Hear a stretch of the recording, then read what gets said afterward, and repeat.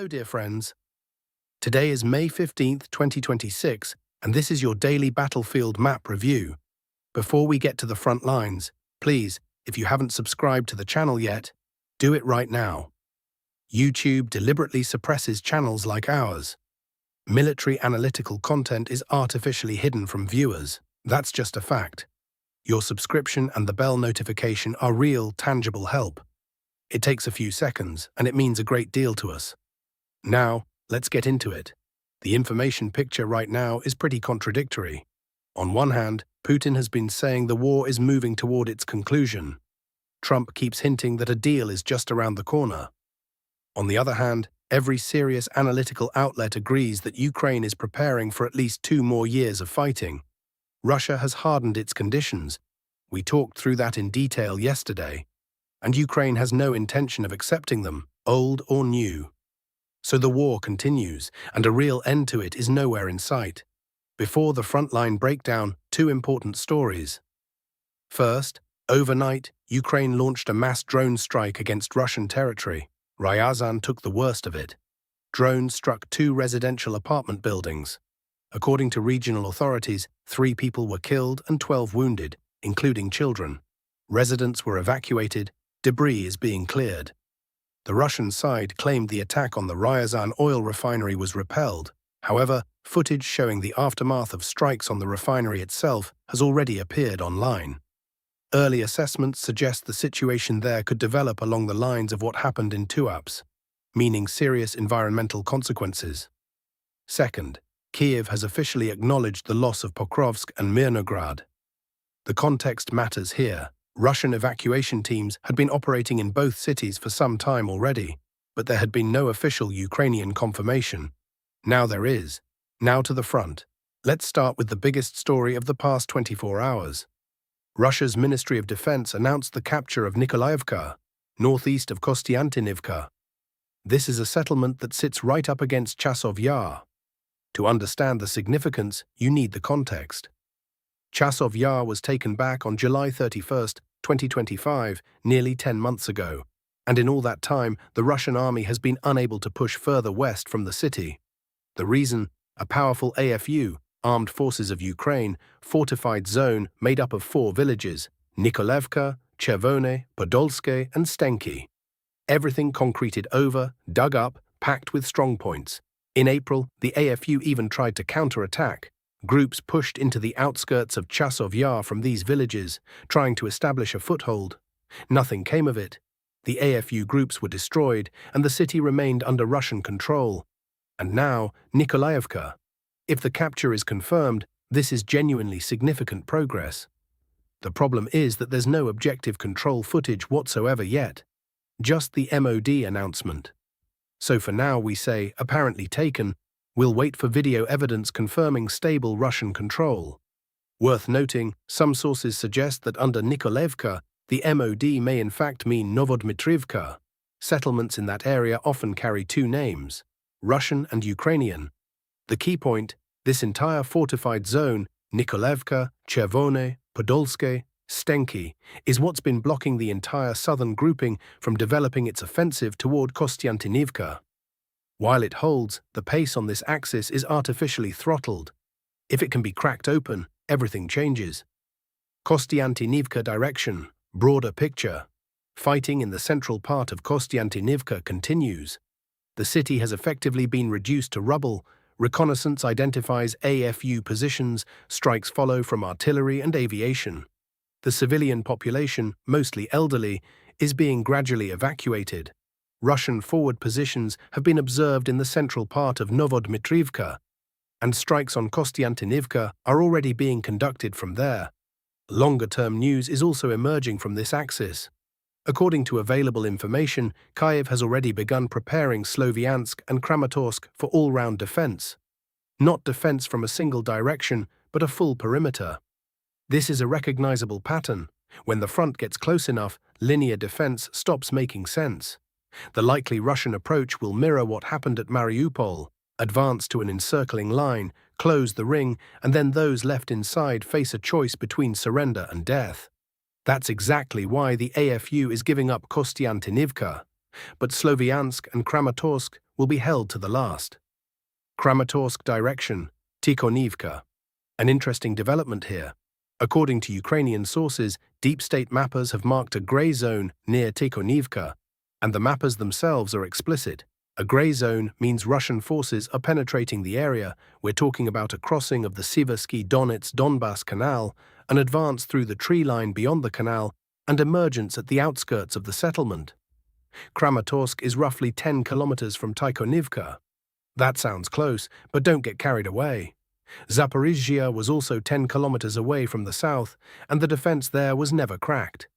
Same situation here, multiple defensive lines, concrete, dug-in positions. For now, treat this as pressure designed to shake the AFU defense, not a direct assault on the city. Eastern grouping, Huliaipol direction. No significant changes. Fighting continues around Verkhnya Tersa, with ongoing attempts to envelop Huliaipol. No reports of Russian forces actually entering the city. Huliaipol remains under AFU control. Russian artillery and FPV drones are actively working against AFU positions inside the city limits. Simultaneously, fighting is ongoing around Voskresenka and Charivne. In Novoselivka, there are indications of Russian presence. 2 video materials arrived at different times, but no significant advance has been recorded. From Radizna, on the border of Zaporizhzhia and Dnipropetrovsk oblasts, footage is coming in showing Russian forces holding positions under heavy Ukrainian FPV fire. Most of the surrounding territory is in a grey zone due to the high density of FPV operators on both sides. Zaporizhzhia direction, Stepnohirsk and Primorska. In Stepnohirsk, the AFU reached the central part of town long ago. I mention this every day. But over the past 24 hours, no advance in favor of Ukrainian forces was recorded in either Stepnohirsk or Primorska. The reason is simple: an enormous concentration of FPV operators on both sides. Movement through either settlement is practically impossible. On Novoyakivlivka, yesterday there was reporting of Russian forces entering the southern and southeastern parts of the settlement, but no confirming information had arrived by the time of recording. Perrovsk direction, Russian forces are expanding their zone of control around Hryshine. Heavy fighting is underway near Novy Donbass and Beletske. No significant changes in the past 24 hours. Sloviansk direction, Rye-Oleksandrivka. An interesting report here. Russian assault pairs entered Rye-Oleksandrivka, dislodged AFU from their positions, seized a strongpoint, and held it until reinforcements arrived. The assault troops took casualties and withdrew, handing the position over to consolidation groups. The key outcome, according to their account, the AFU defense on the eastern flank was broken through, and several firing positions were brought under Russian control. No video from Rye-Oleksandrivka yet, but footage has already come in from nearby positions previously, and confirmation will almost certainly follow in the next day or two. For now, we note, the assault has begun, the eastern flank breach is real. Kupiansk direction. No meaningful changes. One video from a position west of Kurilivka. Russian forces holding positions in the central part of the settlement under AFU fire. Positional fighting, no advances. Northern grouping, Vovchansk, Velikai Burluk, Yunakivka. On the Vovchansk sector, the Russian army continues clearing forested areas along the border. The zone of control north of Okremivka is gradually expanding, slowly but steadily. The buffer security zone is taking shape. On the Velikai Burluk direction, a small advance near Chuhunivka, roughly 1,300 meters. Combat intensity on this sector is generally low. There's potential here, but with the limited forces currently committed, serious development isn't realistic. South of Yunakivka, things have finally started moving again. The village itself was taken long ago, after which everything stalled. Now Russian forces have meaningfully expanded their zone of control and are advancing along the tree line toward the road. Sumy direction, Zapsilia. Arguably the most interesting development of the past 24 hours. Yesterday I covered the northern grouping's crossing of the Psel River from the direction of Mern and the start of fighting for Zapsilia. A quick recap for anyone who missed yesterday's episode. If Zapsilia falls, and based on current momentum, it's a matter of time, the next line will be Velika Rybitsia. Beyond that, there is not a single settlement of any real size between there and the outskirts of Sumy. That's the scale of what's opening up on this axis. Fresh reporting from Sopyk, footage from a position north of the settlement. Russian troops at the Bachevsk checkpoint on Highway E101, Moscow-Kiev, came under AFU fire. Fighting is happening right on the borderline. Reports are also coming in of Russian strikes against AFU positions near Krapovshchina and Novosich. Some sources wrote about assault operations near Novosich a few days ago, but there's still no confirmation. Most likely positional fighting with no movement either way. Geopolitics, Trump in China, and the Strait of Hormuz. Let's close today's episode with the big geopolitical picture, because it directly shapes everything happening around this war. Trump's state visit to China has just concluded, May 13th through 15, the first visit by an American president to Beijing in nearly 9 years. So what came out of it? On trade, China agreed to order 200 aircraft from Boeing, below expectations, with 500 having been discussed. The American side approved the sale of NVIDIA H200 chips to China, with Alibaba, Tencent, ByteDance, Lenovo, and several others on the approved list. On Iran, before the visit, the Pentagon announced that Beijing had given Washington high-level assurances it would not supply weapons to Iran. That was one of the key conditions for the meeting going ahead. On Taiwan, Xi Jinping warned Trump against making any concessions in Taipei's favor. Taiwan watched the talks nervously, particularly worried that Trump might trade concessions on arms supplies to the island in exchange for Chinese support on Iran. The expert consensus on the visit: cautious stabilization of relations, not a breakthrough. A relatively modest step toward greater predictability was one formulation. The core contradictions, trade, Taiwan, the South China Sea, remain unresolved. Xi invited Trump to Beijing. Trump invited Xi to the White House on September 24th. The relationship is stabilizing, but the underlying tensions haven't gone anywhere. Now, the Strait of Hormuz. On February 28, 2026, the United States and Israel launched strikes against Iran under Operation Epic Fury. Nuclear sites and military infrastructure were hit, and Supreme Leader Khamenei was killed. Iran's response was to close the Strait of Hormuz, attack merchant shipping, and lay sea mines. Since April 13th, the US has maintained a blockade of Iranian ports. Under normal conditions, roughly 25% of the world's seaborne oil trade passes through the strait. Right now, that flow is essentially frozen. Trump is increasingly frustrated. The Iranian negotiating process is going nowhere.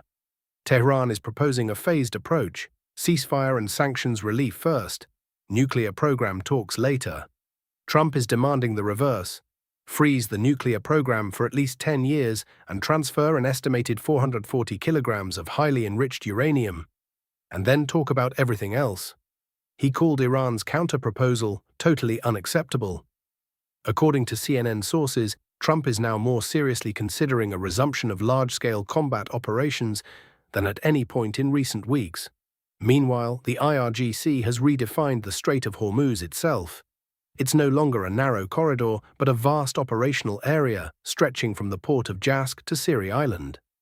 The United Kingdom has already announced the deployment of drones, combat aircraft, and a Royal Navy warship to participate in an international mission to protect shipping in the region. What does all of this mean for our war?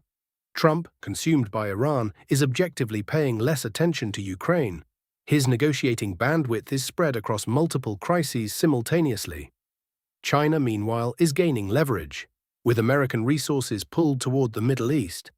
Beijing, according to a range of analysts, continues to systematically support the Russian war machine while carefully avoiding direct confrontation with Washington.